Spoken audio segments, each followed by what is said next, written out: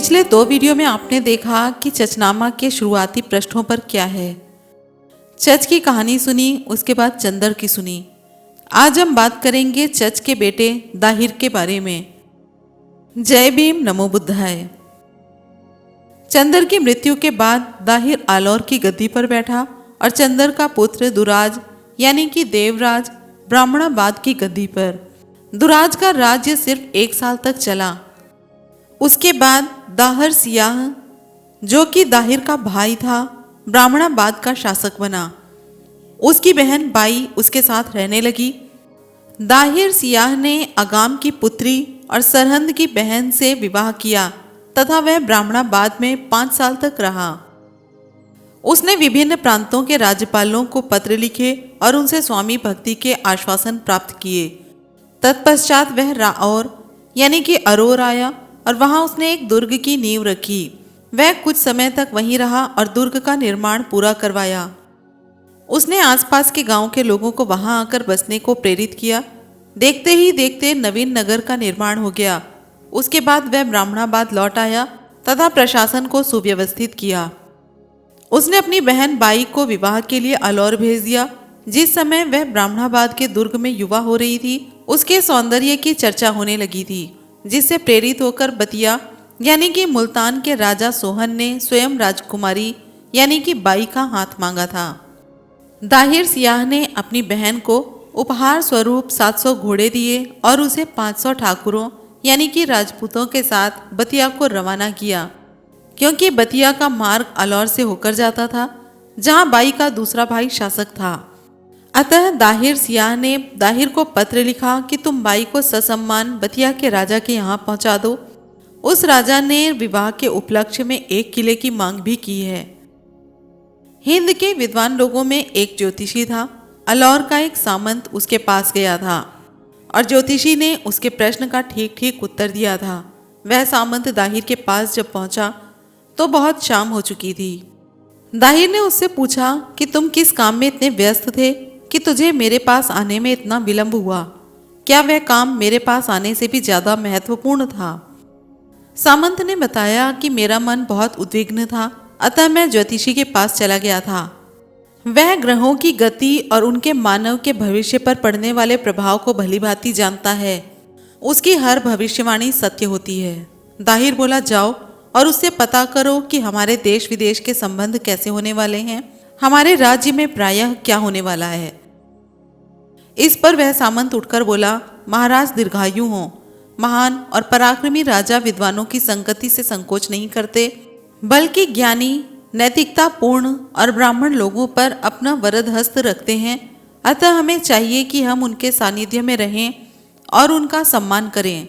यदि किसी को भविष्य के बारे में जानना हो तो उसे स्वयं ज्योतिषी के पास जाना चाहिए और उससे स्वयं प्रश्न पूछकर सीधे उत्तर प्राप्त करने चाहिए। दाहिर को सामंत की सलाह पसंद आई और वह एक वीर और सतर्क होते हुए भी मूर्खता का शिकार हो गया। दाहिर के ज्योतिषी के द्वार पर पहुंचने पर उसने उसका स्वागत किया। उसने अनेक प्रश्न पूछे। ज्योतिषी ने कहा कि तुम्हारे शुभ नक्षत्र तुम्हारे उगते हुए सौभाग्य के सूर्य को देख रहे हैं, तुम्हारा शुभ ही शुभ है। तब उसने अपनी बहन बाई के भविष्य के बारे में पूछा। ज्योतिषी ने उत्तर दिया कि मेरी गणना के अनुसार वह सदा अलौर में ही रहेगी, अलौर के दुर्ग से कभी बाहर नहीं जाएगी और उसका पति सारे हिंद का राजा होगा। यहाँ पर एक सोचनीय प्रश्न है कि क्या ज्योतिषी को यह पता नहीं और दाहिर ने क्या भुला दिया कि बाई कई सालों तक अलौर के दुर्ग के बाहर ब्राह्मणाबाद में रही है। अंत में वह अलौर से दूर स्थान पर मरी। ज्योतिषी की बातें इन तथ्यों के मद्देनजर अविश्वसनीय और झूठी हैं। ज्योतिषी की बातें सुनकर दाहिर चिंताग्रस्त हो गया। वापस महल में पहुंचा।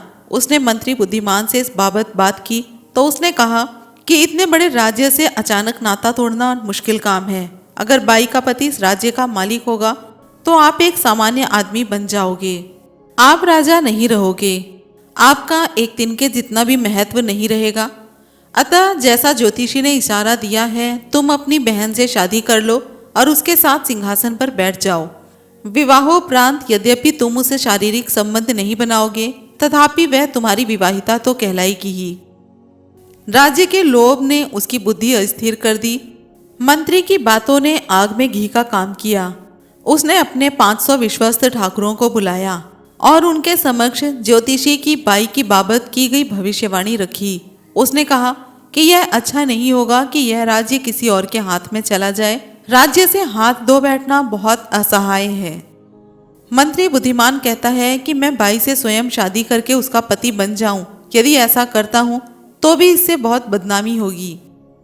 सारे भारत में यह खबर फैल जाएगी और यह हमारे ब्राह्मण वंश के लिए एक कलंक होगा। यह बात प्रजाजनों की जुबान पर होगी। शायद हमें जाति से बहिष्कृत कर दिया जाएगा। मंत्री बुद्धिमान अपने घर आता है और एक भेड़ को पकड़कर उसके बालों में मिट्टी लपेट देता है। उस पर सरसों के बीज डालता है और ऊपर से थोड़ा सा पानी डालता है। कई दिनों बाद जब उसका रंग बीजों के अंकुरित होने से हरा हो गया, तब उस हरे रंग की भेड़ को लेकर वह लोगों के बीच गया। उस भेड़ को देखकर छोटे बड़े सब हैरान हो गए। वे 3 दिन तक हैरानी प्रकट करते रहे। उसके बाद भेड़ उनके लिए किसी तरह की हैरानी प्रकट करने योग्य चीज न रही। वह शहर में घूमती रही, परंतु किसी ने उसकी ओर ध्यान नहीं दिया। लोग उससे संबंधित हैरानी को भूल गए। तब मंत्री ने राजा से कहा, जो कुछ अच्छा या बुरा घटित होता है लोगों की जिह्वा पर वह सिर्फ 3 दिनों तक रहता है। इसके बाद लोगों को यह याद नहीं रहता कि वह चीज अच्छी थी या बुरी। उसने भेड़ के साथ किए अपने प्रयोग का हवाला दिया और कहा, तुम्हें इस तरह काम करना चाहिए ताकि लोग तुम्हें राज्य से निष्कासित ना कर सकें। इसके बाद दाहिर ने 500 सरदारों का मन टटोला। उन्होंने कहा कि हम आपके आदेश का पालन करेंगे। यह राज्य किसी और के पास चला जाए, वह चाहे राजा का भाई हो या कोई और हो, राजा की हानि एक जैसी होती है। सबने बाई से विवाह के मामले में अपनी सहमति प्रकट कर दी। तब दाहिर ने अपनी बहन के सिर पर रुमाल रख दिया और उसे अंगूठी आदि आभूषणों से ऐसे सुसज्जित किया मानो वह उसकी पत्नी हो। उसने अपनी तलवार उसकी गोद में रख दी और उसके साथ विवाह की सारी रस्में अदा की। फिर उसने बहन के रुमाल के कोने से अपने रुमाल का कोना बांधा और उसे सिंहासन पर अपने साथ बैठाया और राजछत्र पहराया।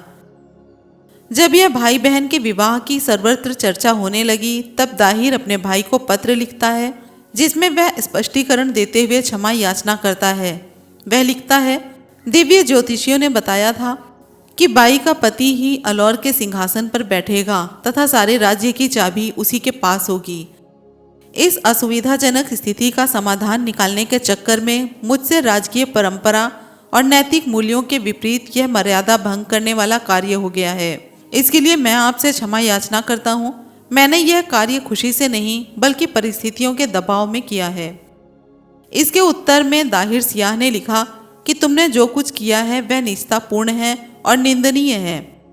तुमने इसे स्वेच्छा से किया हो या परिस्थितियों के दबाव में, इससे कोई फर्क नहीं पड़ता। तुम्हें इसका फल भुगतना ही पड़ेगा। तुमने यह कुकृत्य सांसारिक माया और शक्ति को प्राप्त करने के लिए या शैतान के बहकावे में आकर किया है। तुम उस रास्ते से वापस आ जाओ जिस पर तुम चले हो, ताकि पाप से मुक्त हो सको और अपने किए पर खेद प्रकट करो, ताकि तुम धर्म से बहिष्कृत होने से बच सको और हमारे तुम्हारे संबंध खत्म ना हो। यदि तुम ऐसा नहीं करोगे तो तुम्हें उचित दंड मिलेगा, तभी तुम इस कुकृत्य की गंभीरता को समझ पाओगे। भाई का पत्र पाकर दाहिर ने मंत्री बुद्धिमान से कहा कि मुझे भाई के पास ब्राह्मणाबाद जाना होगा। इस पर वह बोला कि वहां जाने का निर्णय उचित प्रतीत नहीं होता। वहां जाने से आपकी हार्दिक इच्छा तो पूरी नहीं हो सकती। हाँ, इसके भयानक परिणाम अवश्य हो सकते हैं, जिनमें मृत्यु का भय भी शामिल है। यदि आप सोचते हैं कि भाई आपको हानि नहीं पहुंचाएगा, तो इसके सच होने की कोई संभावना नहीं है। भूमि, धन और स्त्री के बारे में लापरवाही अच्छी नहीं होती, क्योंकि इससे मृत्यु का भय उत्पन्न हो जाता है। ऐसे मामलों में तो पुत्र भी पिता पर विश्वास नहीं कर सकता और पिता पुत्र पर। यदि आपने जाने का निश्चय कर लिया है तो अपनी जान से हाथ धोए जाने के लिए तैयार रहिए। मुझे आपका जाना कतई सही नहीं लगता। तब दाहिर ने पूछा कि आपके अनुसार इस स्थिति में क्या उचित है। मंत्री ने कहा कि सबसे उचित तो पहले यह है कि आप भ्रातृ प्रेम को भूल जाएं और दुर्ग के अंदर ही रहें। ज्योतिषियों और भविष्य वक्ताओं के अनुसार ही कोई कदम उठाएं। यह सुनकर दाहिर का मन बदल गया और उसने दुर्ग में रहना ही उचित समझा। उसने आदमी और युद्ध के दूसरे सामान इकट्ठे करने शुरू कर दिए। वह किसी भी आक्रमण का प्रतिरोध करने के लिए तत्पर हो गया। दाहिर ने अपने भाई को सम्मान और विनय का दिखावा करते हुए पत्र लिखा, जिसमें कहा कि बाई बेशक हमारे पिता के रक्त से है, परंतु वह एक जाट की पुत्री की संतान है और आप जानते ही हैं कि जाट लूटपाट और उदंड व्यवहार के लिए कुख्यात हैं। वे विश्वास के योग्य नहीं हैं। कहावत है कि जो भेड़ के पैर पकड़ता है उसे दूध मिलता है, लेकिन जो जाट का हाथ पकड़ता है वह मुंह के बल गिरता है। अतः बाई की माँ की ओर से जब ऐसी वंश परंपरा है तो मेरा उससे विवाह करना अनुचित नहीं।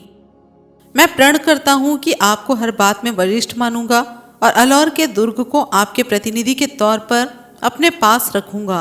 आपका कभी विरोध नहीं करूंगा। आप मेरी विनय स्वीकार करें। यहाँ पर अब एक प्रश्न उठता है। पहले कहा गया है कि तीनों संतानें, दोनों भाई और बहन रानी सुहांती से पैदा हुई थी। अब यहाँ बाई को चच की दूसरी पत्नी जाट पुत्री की संतान बताया जा रहा है। इनमें से वास्तविक तथ्य कौन सा है, ये ज्ञात करने का हमारे पास कोई स्वतंत्र प्रमाण नहीं है। यहाँ तक कि दाहिर का भाई भी इस बात पर कभी सकारात्मक या नकारात्मक प्रतिक्रिया व्यक्त नहीं करता है। कुछ लोग दाहिर को झूठा बताते हैं, परंतु उनके पास पहले कहे गए इस तथ्य के सिवा कि तीनों सुहांदी की संतानें हैं और कोई स्वतंत्र प्रमाण नहीं है। मुझे लगता है कि दाहिर अपने बड़े भाई को ऐसी मनगढ़ंत बात नहीं लिख सकता था। उसका भाई कहीं भी दाहिर की बात पर आग बबूला नहीं होता। वास्तविकता जानने का हमारे पास कोई चारा नहीं, केवल अनुमान है। जब पूर्ववक्त पत्र दाहिर सियाह को मिला तो उसे विश्वास हो गया कि वह लीपापोती कर रहा है और यहाँ ब्राह्मणाबाद नहीं आएगा, तो उसने आलोर की ओर कूच कर दिया। वह दिन के समय छिप जाता और रात को यात्रा करता, ताकि दाहिर के गुप्तचर उसके आने के बारे में कुछ जान न सकें। वह इधर उधर जंगलों की खाक छानता रहा, जिससे ऐसा लगने लगे कि वह शिकार करने की इच्छा से आया है। इस बीच दाहिर अधिकतर समय आनंद उत्सव में बिता रहा था, लेकिन बीच बीच में अपने गुप्तचर राजमार्गों और शिकार गाहों की ओर भेजता रहता था, ताकि संकट का पूर्वानुमान हो सके। उसने विश्वस्त योद्धाओं को दुर्ग के हर द्वार पर तैनात कर रखा था, ताकि कोई अनधिकारी प्रवेश न कर सके। उधर दाहिर सियाह का विचार था कि शायद दाहिर ने अपनी गलती स्वीकार कर ली हो और पश्चाताप कर रहा हो। लेकिन जब वह आलौर से 3 दिन की दूरी पर था तो उसे पता चला कि वह अब भी पहले की तरह ही आनंद उत्सव में मग्न है और उसे मेरे आने की कोई खबर नहीं है। उसे लगा कि यही स्थिति बनी रही तो उसकी लापरवाही के कारण दुर्ग पर शीघ्र ही मेरा कब्जा हो जाएगा। ऐसा सोचकर उसने अपनी गति तेज कर दी। उसने एक दिन रात में 60 मील का रास्ता तय किया और अगले दिन पौ फटते ही वह अलौर पहुंच गया। उस समय दाहिर शिकार को निकलने वाला था। जब दाहिर सियाह दुर्ग के द्वार पर पहुंचा तो वहां तैनात सैनिकों ने द्वार बंद कर दिया और युद्ध के लिए तैयार हो गए। तब उसने दाहिर के पास संदेश भेजा कि मैं युद्ध के लिए नहीं आया हूँ। यह नगर मेरे पिता के राज्य की राजधानी रहा है और ज्येष्ठ पुत्र होने के कारण उत्तराधिकार में यह मुझे मिला है। एक देश में 2 राजा नहीं हो सकते। तुम इस दुर्ग और इसके साथ की भूमि मेरे अधिकारियों को सौंप दो। दाहिर ने उत्तर में कहा कि अपना खेमा दुर्ग के बाहर लगाओ और बंधक के रूप में अपने विश्वस्त सामंत मेरे पास भेजो, ताकि मैं तुम्हारी नियत पर संदेह ना करूं। इसके बाद मैं बाहर आकर दुर्ग तुम्हें सौंप दूंगा। जब दाहिर सियाह को अपनी युक्ति असफल होती हुई प्रतीत हुई तो उसने मेहरान यानी कि सिंध नदी के दूसरी ओर अपना खेमा गाड़ दिया और दाहिर को पकड़ने की कोई बढ़िया योजना सोचने लगा। उसने सोचा कि मित्रता व ममता का दिखावा करना होगा और उससे भाई की तरह व्यवहार का दिखावा करना होगा, ताकि वह विश्वस्त होकर दुर्ग के बाहर आ जाए। इस उद्देश्य से उसने कुछ सामंत और वृद्ध इस आशा से उसके पास भेजे कि वे दाहिर का हृदय जीत लेंगे, परंतु यह योजना भी असफल रही। दाहिर अपने मंत्री बुद्धिमान को बुलाता है और कहता है कि दाहिर सियाह ने मेरे प्रति मित्रता और आत्मीयता का परिचय दिया है, अतः मेरा विचार है कि उससे जाकर मिलूं और अग्रज की सद्भावना प्राप्त करूं। वह मुझे क्षमा कर देगा। मंत्री बोला, आपको उसकी चिकनी चुपड़ी बातों पर विश्वास नहीं करना चाहिए। राजा लोग बहुत चतुर होते हैं। शपथें और प्रतिज्ञाएं, कस्में, वादे विश्वासघात की भूमिका होते हैं। ऐसी चालों से ही वे शत्रु को पकड़ते हैं। राजनीति कहती है कि शत्रु को चतुराई और धोखे से नियंत्रण में रखना चाहिए, क्योंकि जो व्यक्ति विपत्ति के जाल में स्वेच्छा से कूदता है उसके बचाव का कोई रास्ता नहीं होता। यदि आप उस भाई पर विश्वास करेंगे तो यह निश्चित है कि आप चले जाएंगे।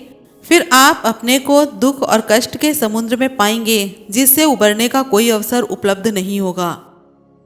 दाहिर ने कहा कि यद्यपि जाने में खतरा है और मैं अपनी सुरक्षा के बाबत विश्वस्त नहीं हूँ, तथापि आखिर वह भाई है। उसने दाहिर सियाह को संदेश भिजवाया कि मैं आपके प्रस्ताव से सहमत हूँ, मैं बाहर आकर तुमसे मिल सकता हूँ।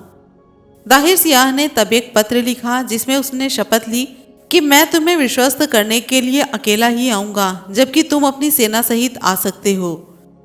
दोनों भाई परस्पर मिलने के लिए तैयार हो गए और समय और स्थान दोनों निश्चित कर लिया। अगले दिन पौ फटते ही दाहिर सियाह गजारूढ़ होकर आलोर के पश्चिमी द्वार पर पहुंच गया। दाहिर के कहने पर कोतवाल ने द्वार खोल दिया और वह अकेला ही अंदर आ गया।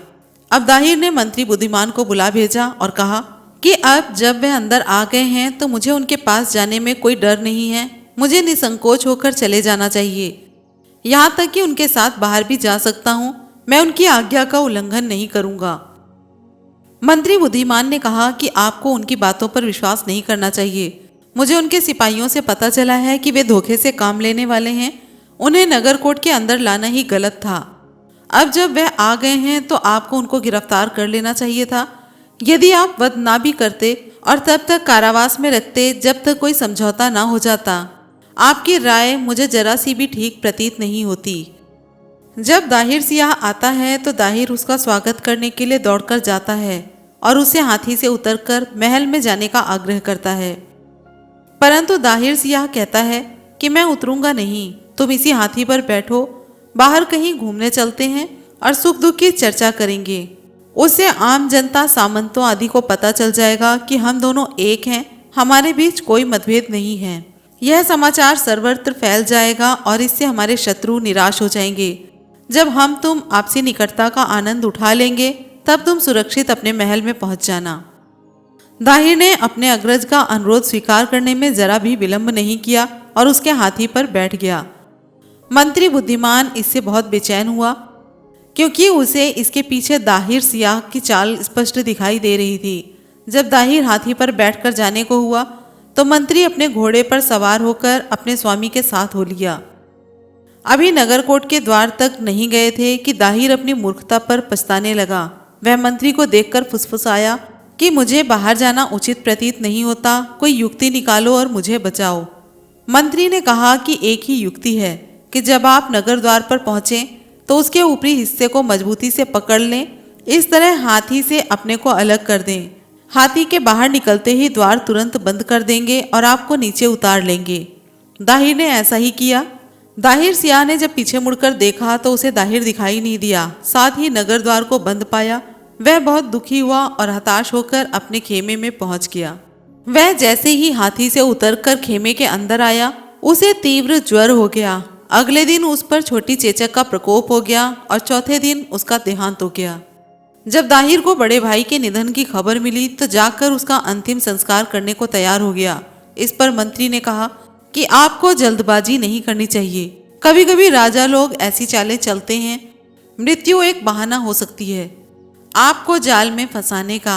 आप अंतिम संस्कार के लिए उपस्थित हों और आपको पकड़ लिया जाए। यदि एक बार उसकी पकड़ में आ गए तो रोने धोने और पछताने का कोई लाभ नहीं होगा।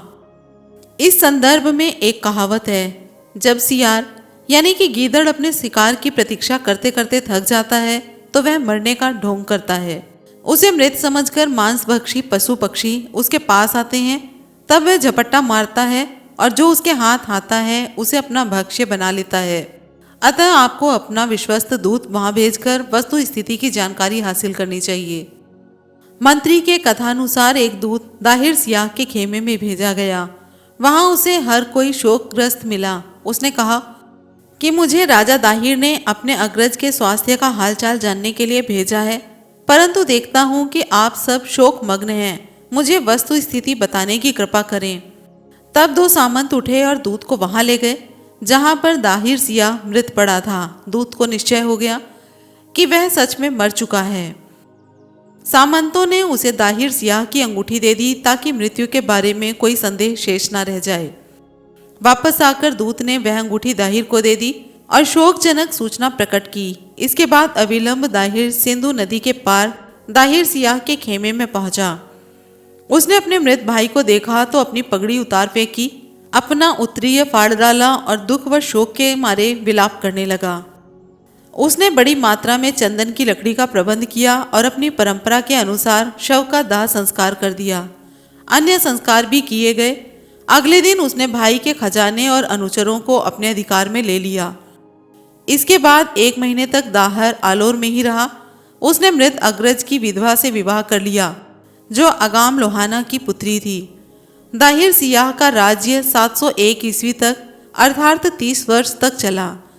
इसके बाद दाहिर 1 साल के लिए ब्राह्मणाबाद में चला गया। वहां की जनता ने उसे राजा स्वीकार कर लिया और उसे कर देने को राजी हो गई।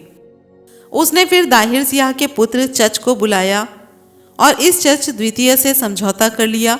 उसे अपने पिता का उत्तराधिकारी मान लिया। इसके बाद दाहिर सीविस्तान के दुर्ग की ओर प्रस्थान करता है। फिर वह राऔर को जाता है। यहाँ उसके पिता चच ने एक दुर्ग की नींव रखी थी, परंतु उसके पूरा होने से पहले ही उनका निधन हो गया था। दाहिर वहाँ लंबे समय तक रहा ताकि दुर्ग का निर्माण पूरा हो सके। उसने ब्राह्मणाबाद को सर्दियों की राजधानी बनाया, जहाँ वह 4 महीने रहा करता था। शेष समय वह अलौर में बिताता था। इस तरह 8 वर्ष बीत गए। उसका राज्य भली भांति प्रतिष्ठित हो गया और उसका यश दूर दूर तक फैल गया। आगे बढ़ने से पहले यहाँ दाहिर और बाई के विवाह पर विचार कर लेना अनुपयुक्त नहीं होगा। H.G. वेल्स और दूसरे कई इतिहासकारों ने कहा है कि प्राचीन और मध्य युगों में इतिहासकार अपने समय के शासकों को प्रसन्न करने के लिए तथ्यों को तोड़ा मरोड़ा करते थे और शासक के विचारों और उसकी पसंद का अनुगमन करते थे। चचनामा के लेखक ने दाहर और बाई की शादी की कहानी से युद्धों के वर्णन और लंबे धर्मोपदेश से उबाऊ और शुष्क किताब को सनसनीखेज बनाने का प्रयास किया है। किताब को रोचक बनाने के चक्कर में उसने अनावश्यक तौर पर एक भले व्यक्ति का चरित्र हरण किया है। दाहिर भला व्यक्ति था। यह इसी से प्रमाणित होता है कि इस वैवाहिक घटना के अतिरिक्त सारी कहानी में बड़ी या छोटी ऐसी कोई घटना नहीं है जो कि उसके चरित्र को मलिन करती हो। वह धर्मनिरपेक्ष और धर्मात्मा ब्राह्मण था, अतः अन्य धर्मों का भी बराबर सम्मान करता था। उसने बुद्ध विहारों के निर्माण में सहायता की। इस कहानी को जोड़ने का, यदि यह कल्पना के आधार पर जोड़ी गई है, तो काफिर शत्रु को बदनाम करना भी उद्देश्य रहा हो सकता है। आज हमारे पास चचनामा से पहले का कोई ऐसा दस्तावेज मौजूद नहीं है जिसमें दाहिर की बाबत प्रमाणिक सूचनाएं उपलब्ध हो सकें। ऐसे में ये सारी बातें संभावना के आधार पर ही आश्रित हैं। जब दाहिर का यश सर्वत्र फैल गया तो उसकी उन्नति से ईर्ष्या करने वाले भी पैदा हो गए। ऐसा ही एक व्यक्ति था, रामल देश का राजा, जो उसका संबंधी था और संबंधियों को ईर्ष्या का सबसे पहले हुआ करती है। उसने अर्श और पदाती सेना के साथ बुधिया की ओर से आक्रमण किया। बुधिया पर कब्जा करके वह अलौर पहुंचा। जब दाहिर को इसकी सूचना मिली तो उसने मंत्री बुद्धिमान से कहा कि एक शक्तिशाली शत्रु चढ़ आया है, बताओ मुझे क्या करना चाहिए। उसने उत्तर दिया, यदि आप उसके विरुद्ध खड़े होकर उसका सामना कर सकते हो तो कमर कस लो और अपनी तलवार के जौहर दिखाकर शत्रु को मार भगाओ। यदि ऐसा संभव नहीं है तो उसे धन संपत्ति देकर शांत कीजिए। इस पर दाहर बोला कि अपने संबंधी के आगे सिर झुकाने की अपेक्षा मैं मर जाना बेहतर समझता हूँ। अरब के बनी असामाह कबीले का मोहम्मद अलाफी नाम का एक सरदार खलीफा के निकटस्थ व्यक्ति की हत्या करने के बाद खलीफा के डर के कारण अपने 500 अरब सैनिकों के साथ दाहिर की शरण में आ गया था। दाहिर मंत्री के कहने पर उस सरदार के पास गया और बोला, मैं तुम्हारे प्रति उदार रहा हूँ, तुम्हारा सम्मान भी किया है। अब मेरे सामने एक मुसीबत है जिसके लिए तुम्हारी मदद की जरूरत है। देश पर एक शक्तिशाली शत्रु ने आक्रमण कर दिया है। इस स्थिति में तुम क्या मेरी मदद कर सकते हो? तब अलाफी बोला कि आप इस मामले में पूरी तरह निश्चिंत हो जाइए। मेरे पास एक ऐसी योजना है जिससे हमलावर को रोका जा सकता है। आप मुझे कुछ चुने हुए घुड़सवार दीजिए। मैं एक बार चक्र लगाकर उनकी शक्ति और दिनचर्या देखना चाहता हूँ। तब तक आप शहर से 3 मील दूर एक खंदक खुदवाकर उसमें रुकिए। अलापी ने शत्रु को चारों ओर से देखकर उसके रंग ढंग जानने की कोशिश की तो उसे पता चल गया रामल के राजा के सिपाही और सेनापति रात को निश्चिंत होकर सो जाते हैं। अतः अलापी ने 500 अरब अश्वरोहियों और भारतीय सैनिकों के साथ रात को हमला कर दिया। आकस्मिक आक्रमण के कारण वे सब हतप्रद रह गए। शत्रु का भारी नुकसान हुआ। उसके 80,000 सैनिक गिरफ्तार कर लिए गए। 50 हाथी, असंख्य घोड़े और बहुत सारे अस्त्र और शस्त्र हथियार लिए गए। सुबह होते ही बंदियों को दाहिर के सामने लाया गया। वह बहुत कुद्र था, परंतु मंत्री बुद्धिमान ने सलाह दी कि भारत के राजाओं का यह नियम है कि वे बंदी बनाए गए सामंतों, सेनापति और बंदीगढ़ को विजय प्राप्ति के उपरांत छोड़ दिया करते हैं। आप भी उसी मार्ग का अनुसरण करें। दाहिर ने उन सबको क्षमादान दे दिया। दाहिर इस सुझाव से इतना प्रसन्न हुआ कि उसने मंत्री से कहा कि तुम मुझसे कोई भी पुरस्कार मांग सकते हो। तब मंत्री ने कहा, राजन, मेरे कोई पुत्र नहीं है जो मेरा नाम लेवा हो, अतः मैं चाहता हूँ रजत मुद्राओं पर आपके नाम के साथ साथ मेरा भी नाम अंकित हो जाए। उन सिक्कों के माध्यम से मेरा नाम हिंद और सिंध में लंबे समय तक बना रहेगा। दाहिर ने यह बात मान ली। अब दाहिर की प्रभुसत्ता दृढ़ता से स्थापित हो गई। उसकी शक्ति इस ऊंचाई पर पहुंच गई कि उसके राज्य के डाकुओं ने खलीफा को भेजे गए उपहारों तक को लूट लिया था। दाहिर खलीफा के प्रति उद्दंड और निष्ठुर हो गया। तो ये था चचनामा पुस्तक से ही एक भाग, दाहिर नामा। आप हमें इंस्टाग्राम और फेसबुक पर भी फॉलो कर सकते हैं। उसका लिंक आपको डिस्क्रिप्शन बॉक्स में मिल जाएगा। वीडियो के बारे में अपनी राय कमेंट बॉक्स में ज़रूर दें और वीडियो पसंद आई हो तो लाइक कमेंट शेयर करके बेल नोटिफिकेशन ज़रूर ऑन करें। फिर मिलेंगे अगले वीडियो में। जय भीम, नमो बुद्धाय, जय संविधान।